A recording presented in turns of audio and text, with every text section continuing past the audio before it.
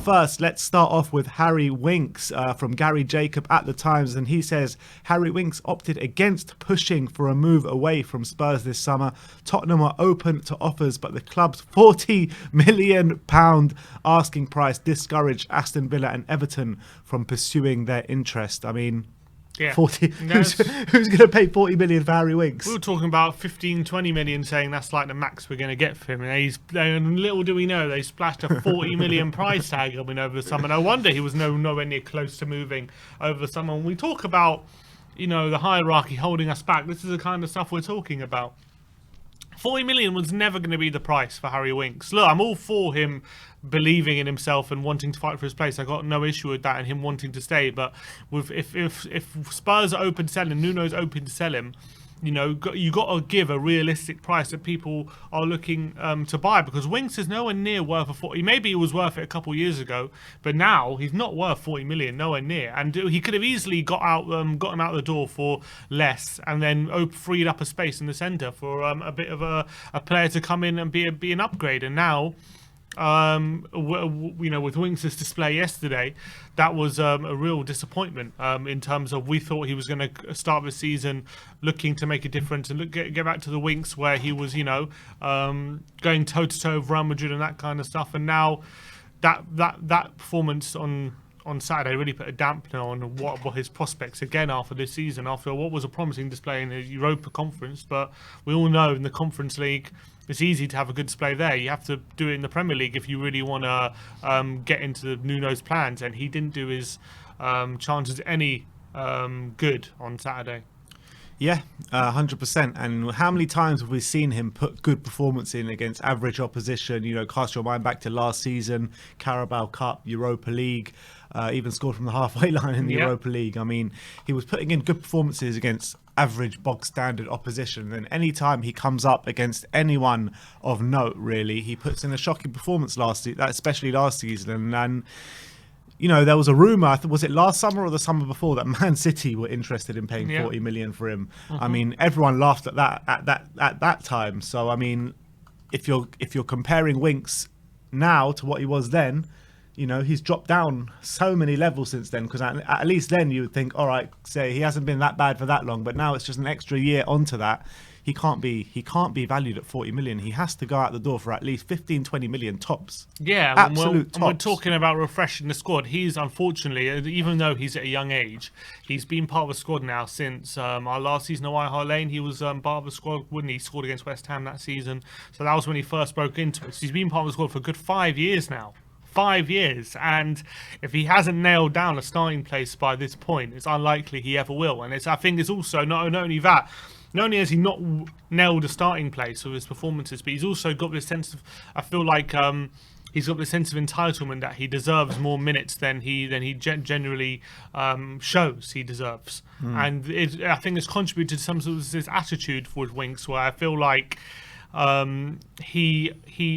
it's negatively affected him, and it's negatively affected his performances as well. He's nowhere, he's gone from a player who was in the England picture, he was being selected for squads, and now he's so far removed from that. Probably Mark Noble's ahead of him at the moment, the England bloody pickings, I reckon. Let's not go that far. Honestly, I wouldn't be surprised. And at least he's had a cap, you know what I mean? And this is what we talk about when we talk about players who are maybe deadwood and squads need refreshing. I think he's definitely the one who needs refreshing. The reason why I think he's happy to stay and fight for his place and all that kind of stuff, and he's happy at Tottenham. First of all, he's a Tottenham lad, so I think he does want to make it at Tottenham. And second of all, I don't think he's going to get anywhere better than Tottenham. There's no upward trajectory for him after he leaves. It's only unless he goes and smashes it out. You're telling me that Man City rumour wasn't true? I reckon it's not beyond the realms of possibility they were interested at the time because of the kind of style of footballer he was. You know what I mean? He would fit in with Man City style of play, the way he plays, because he's a quick, he was anyway, a quick passer, one who likes to move the ball quickly and set the tempo. When were those rumours? Was it last summer or the summer before? It was the summer before. It was at the end of it was 2 summers ago. When Mourinho first came in, and then we had lockdown, and then that summer there, basically, that's when the links were.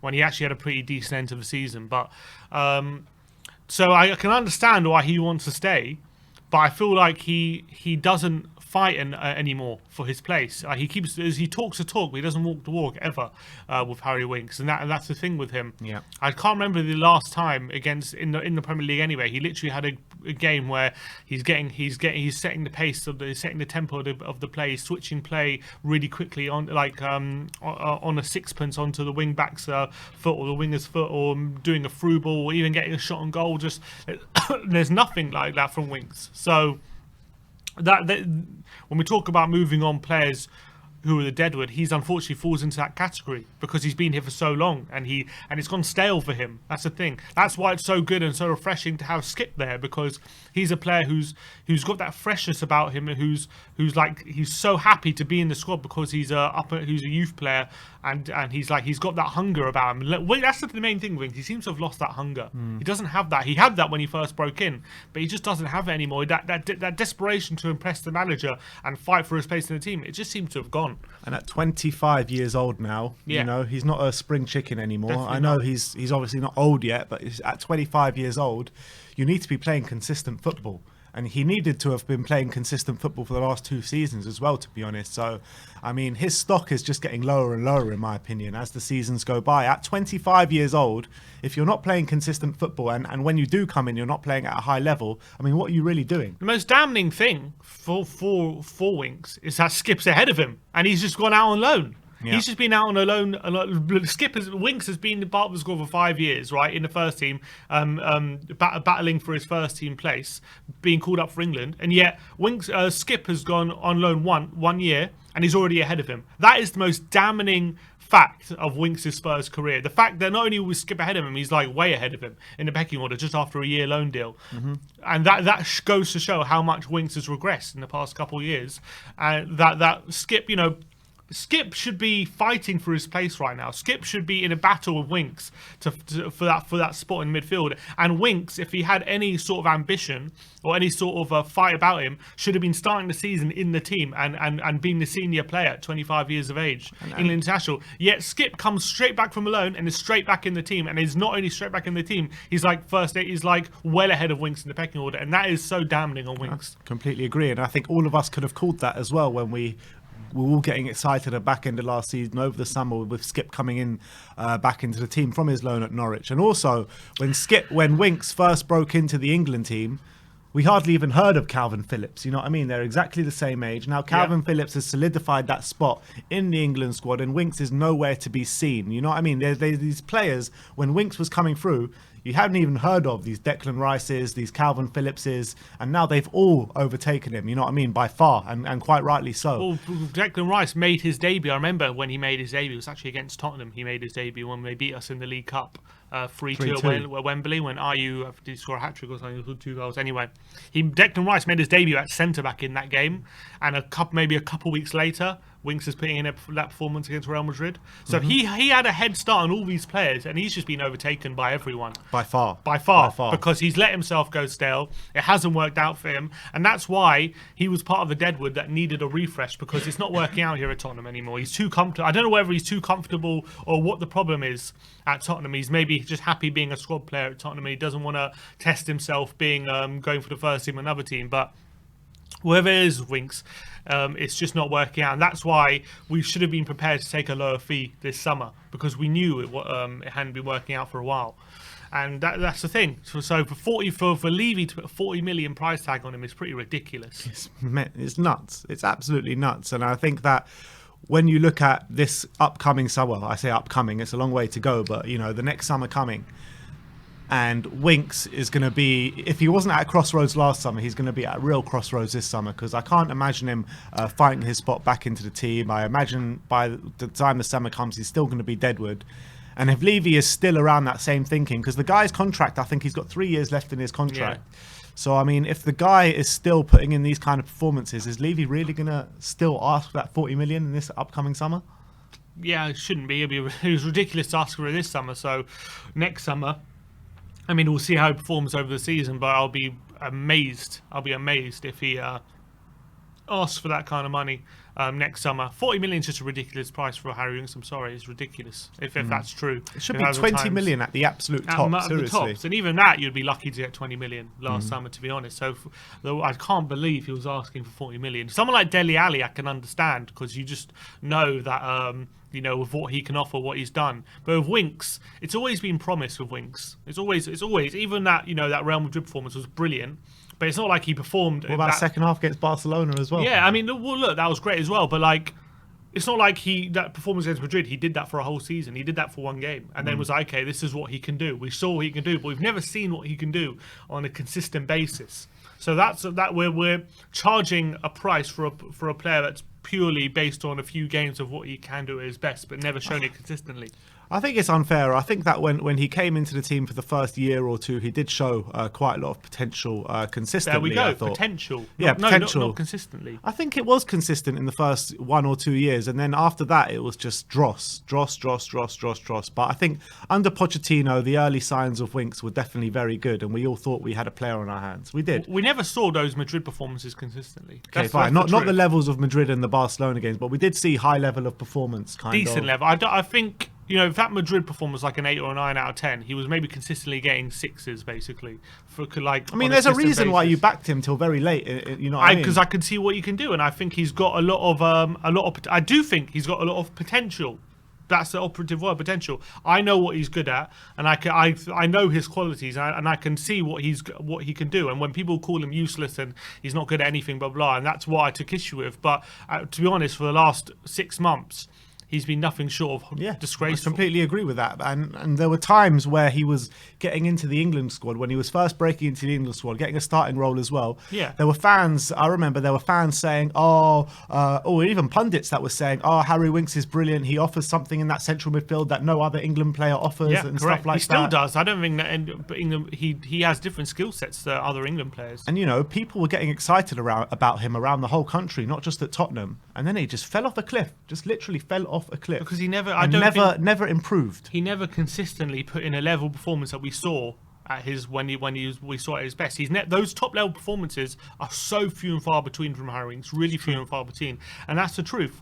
He set himself a really high bar with when he performed in that game, basically, and he never quite lived up to that. That's just the reality of the situation with Winks, and I'm desperate. I still believe he cares about Tottenham, and he wants to make it at Tottenham, and he's a Tottenham boy, came for our academy. I'm still desperate for him to make his Spurs career a success. But with each passing game, with each passing performance, he's doing himself more and more a disservice, and it's getting less and less likely, and he's giving the managers less and less option but to not pick him, basically. Yeah, that's the reality of Winks at the moment.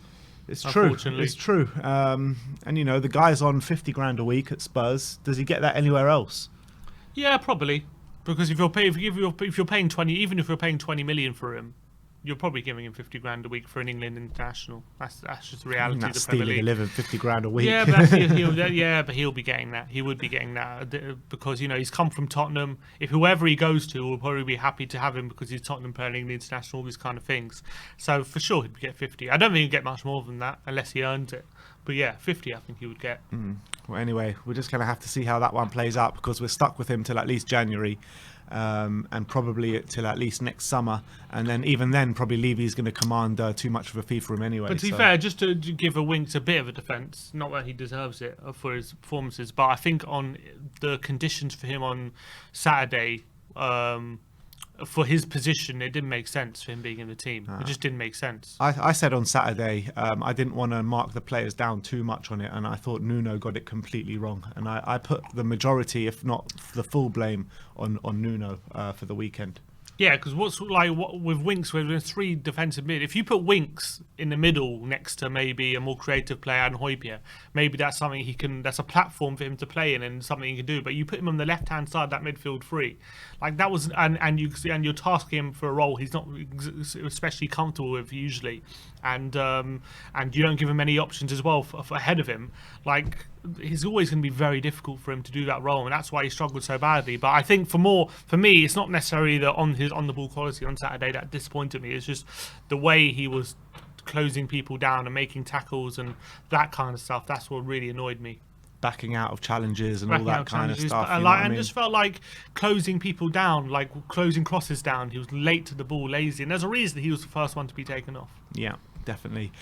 So that's the kind of Winks situation. I can see all your comments in the comment section below. I mean, does Winks even have any more fans left? I really don't know, because no one seems to be backing him up or anything anyway. He needs, look, if he wants his fans back, he wants people to start backing him, he needs to start showing it. I think people are just sick and tired, like me anyway, of who are backing him and saying, look, he's still got quality and he's just Spurs ball, all this kind of stuff. But like, I just can't remember the last time he played well. It's been so long now, so it's up to him. Against some Winks. good opposition, that is. Yeah, exactly. So, and you can't really. There's no real reasons, mate. Like, okay, he had that injury, didn't he? We always said he was going to have to play with that injury back in the day. So maybe that's why he's declining, or maybe those concerns a few years ago have come to pass now. Maybe that's the reason. But the reality is, football's you got to.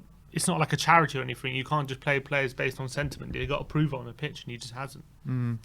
We've got a comment here in the live comment saying Ryan Gravenberch is the player we need, and it's funny you say that, because I think there's been a link between Spurs and Ryan Gravenberch yesterday from Vijajes Football, saying Tottenham are monitoring Ryan Gravenberch's situation in order to strengthen their midfield area for the next Premier League season. I mean, he's smashing out for Ajax. Yeah. He's a player that I would love. Yeah, Absolutely he's looking love. good. I've only seen him in a few games, but he's definitely someone. He's young as well. Yeah. So he's definitely someone who we should definitely be giving Football our Manager tabs on. legend as well.